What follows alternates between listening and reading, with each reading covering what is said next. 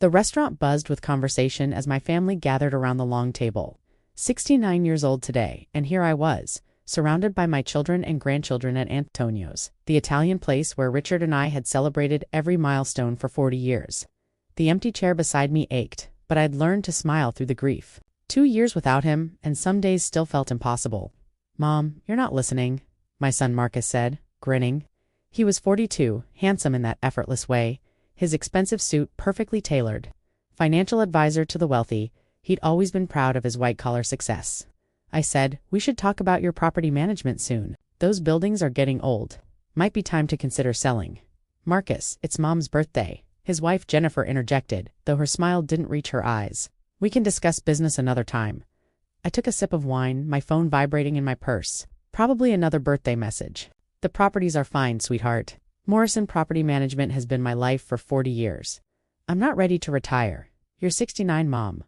My daughter Claire leaned forward, her real estate agent's smile fixed in place. "Don't you want to enjoy your golden years? Travel? Relax?" Before I could respond, my phone vibrated again.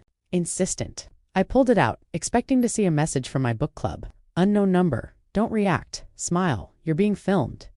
My heart stuttered. I looked up, scanning the restaurant, then back at my family. Marcus was watching me intently. Claire had that concerned expression she'd perfected. Jennifer was cutting her chicken piccata with surgical precision. "Everything okay, Mom?" Marcus asked. I forced my brightest smile. "Just another birthday message. You know how it is." I laughed, though my pulse hammered in my ears. "So, Marcus, what was that joke you were telling? About your client who thought real estate meant buying property on Mars?" He launched back into his story, and I laughed in all the right places, but my mind raced. Who was T? And what did they mean? I was being filmed.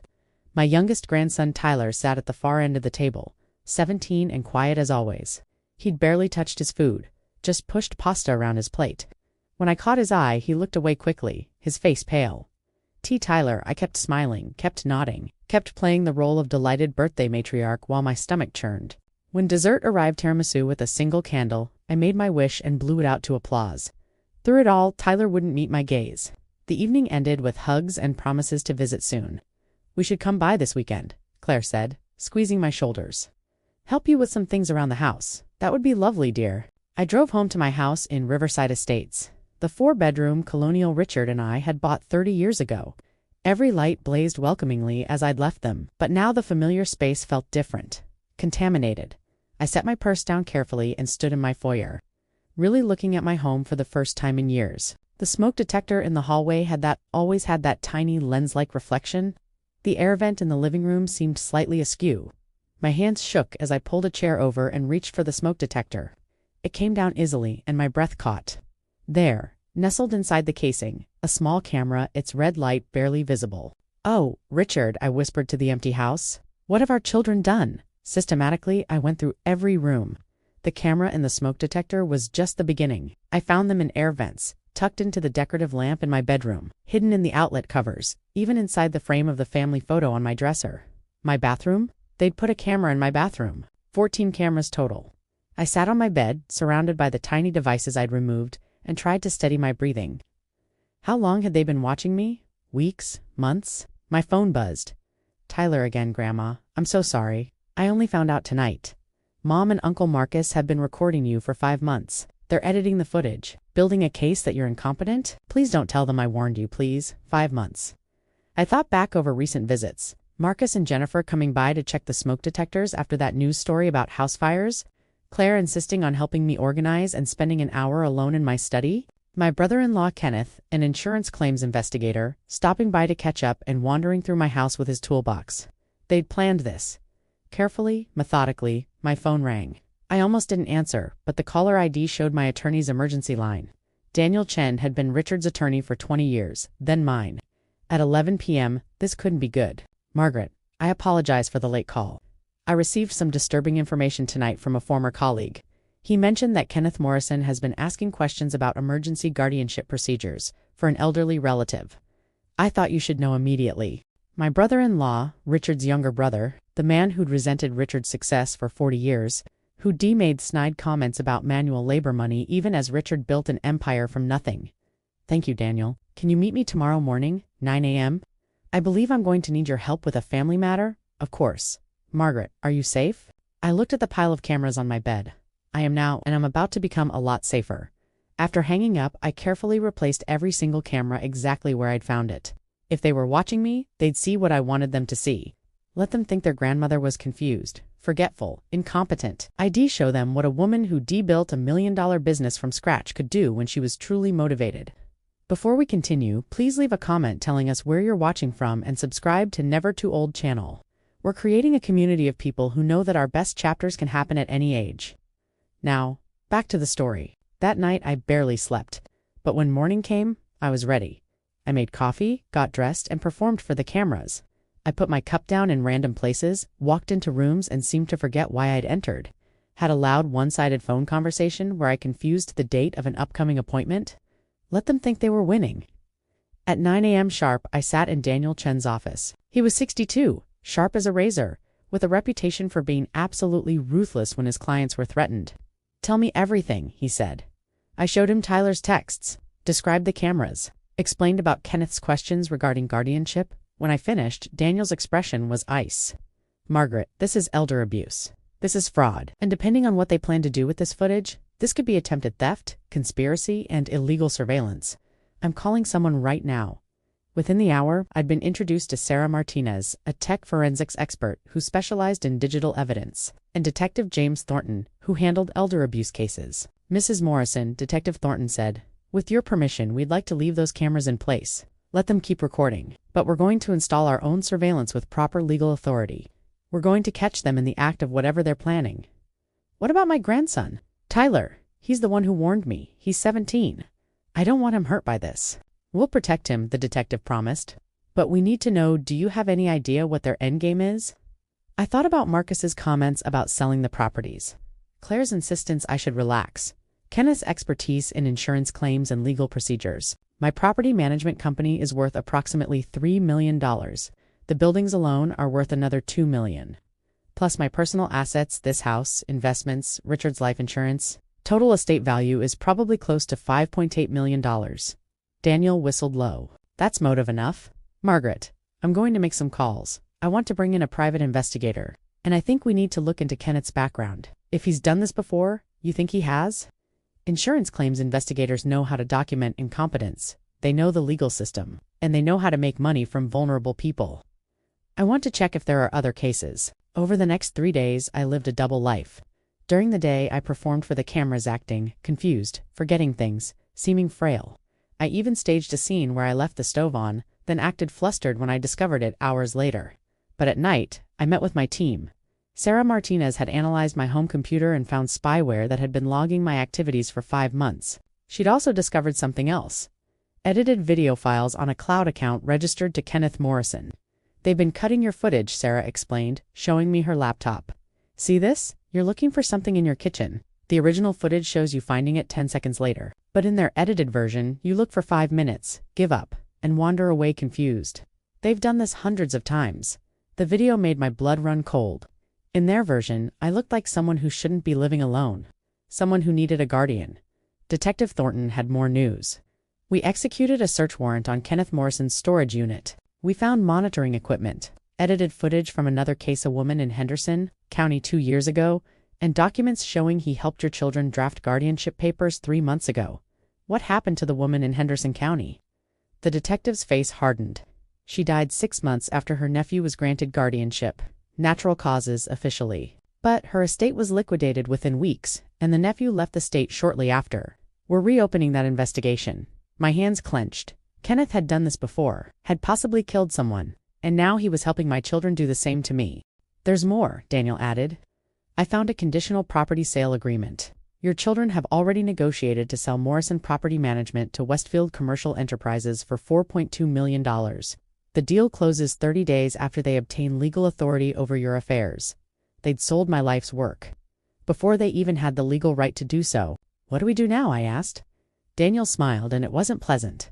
"Now, Mrs. Morrison, we set a trap, and we make sure the whole world is watching when it snaps shut." The plan was elegant. In 2 weeks, I was scheduled to host my annual charity gala for Riverside Youth Foundation, an event I'd chaired for 15 years. Every business owner in the county would be there, including Marcus's clients and Claire's real estate colleagues.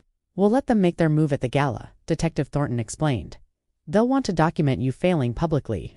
We'll have our own cameras recording everything, and when the time is right, we'll expose exactly what they've been doing. Tyler came to see me 3 days before the gala. He was shaking, terrified his parents would find out he'd warned me. Grandma, I'm so sorry.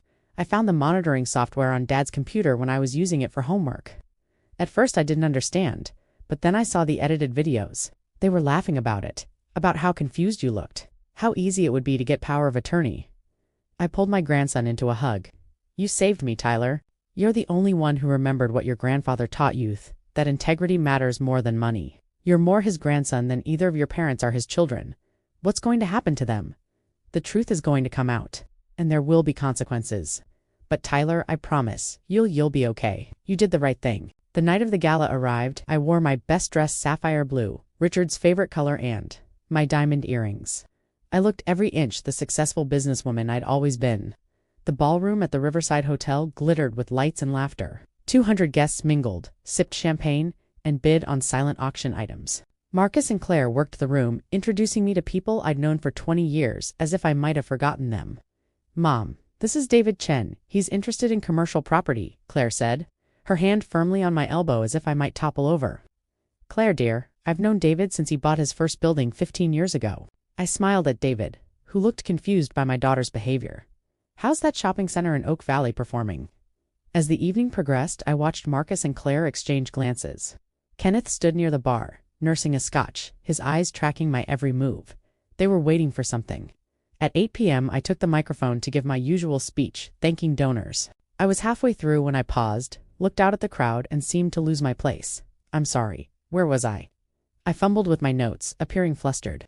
In the crowd, I saw Claire lean toward Marcus, whispering urgently. Kenneth pulled out his phone, filming. This was their moment. The public proof that Margaret Morrison was losing her faculties. I recovered, finished my speech with a few more deliberate stumbles, and stepped down to polite applause. Marcus immediately appeared at my side. Mom, are you feeling okay? Maybe we should get you home. I'm fine, sweetheart. Just a little tired. Actually, Mom, Claire and I need to talk to you. We've been meaning to discuss something important. There's a private room upstairs. Just family. My heart raced, but I kept my expression pleasantly confused. Of course, dear. Whatever you need. We rode the elevator to a conference room on the 3rd floor. Marcus, Claire, Jennifer, Kenneth, and me. The moment the door closed, Kenneth pulled out a folder. Margaret, we need to talk about your competency. Detective Thornton and Daniel Chen stepped out from the adjoining room. Actually, Kenneth, we need to talk about yours, the detective said, and about illegal surveillance, elder abuse, fraud, and conspiracy. Margaret Morrison, would you like to tell them what you know, or should we? The color drained from Marcus's face. Claire grabbed the back of a chair. Kenneth's expression went carefully blank, the look of a man who'd been caught before and knew how to handle it. I don't know what you're talking about, Kenneth said smoothly. Really? I pulled out my phone and connected it to the conference room screen. Then let me show you something. The screen filled with split images. On the left, the original footage of me in my kitchen, efficiently finding what I needed and moving on with my day. On the right, the edited version Kenneth had created, showing me confused and lost. 5 months of surveillance, I said, my voice steady and cold. 14 hidden cameras in my home, including my bathroom and bedroom. Hundreds of hours of footage edited to make me appear incompetent. All to obtain guardianship and steal my assets. Sarah Martinez stepped in, laptop open. We have the original files, the edited files, the timestamps showing when edits were made, and the IP addresses of every computer used to access and modify the footage.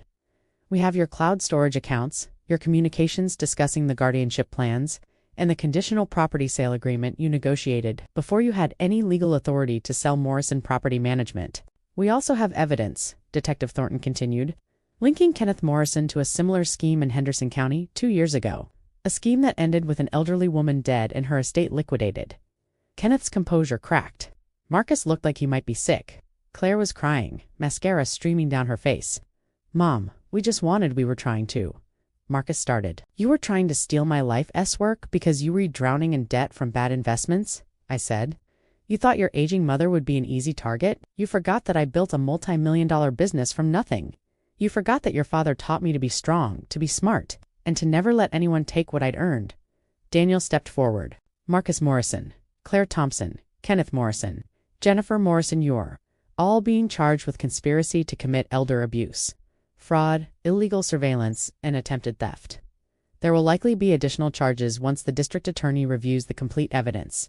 Officers appeared in the doorway. I watched as my children and their conspirators were read their rights and led away in handcuffs.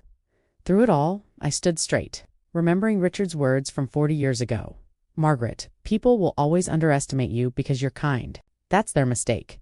Kindness isn't weakness. And when someone tries to hurt you, you show them exactly what you're made of.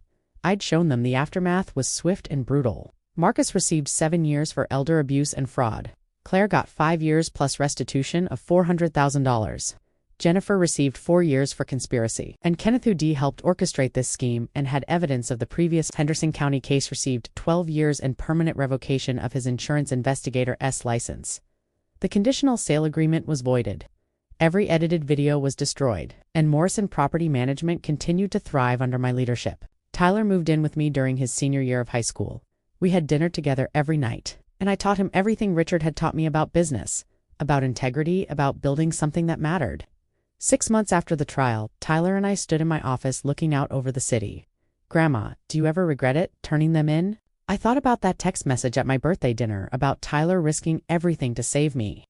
About the cameras in my bathroom, the edited footage, the cold calculation in my children's eyes as they planned to steal everything Richard and I had built.